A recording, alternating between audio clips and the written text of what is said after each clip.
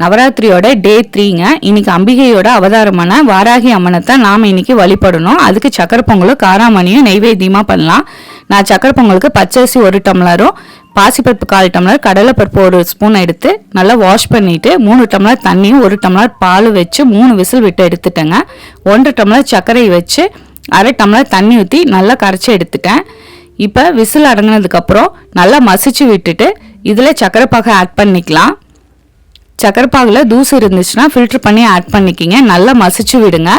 ஒரு 5 நிமிஷம் அடுப்பில் வச்சதுக்கப்புறம் நீங்கள் ஏலக்காய் பொடி 4 ஆட் பண்ணிவிட்டு 3 ஸ்பூன் நெய்யில் முந்திரி திராட்சையை பொரிச்சு கொட்டினீங்கன்னா கமகமன் சூப்பரான சக்கரை பொங்கல் ரெடி. ஃபைனலாக நான் தேங்காய் துருவல் 1/2 மூடி ஆட் பண்ணுறேங்க. நீங்கள் தேங்காய் பால் கூட ஆட் பண்ணிக்கலாம்.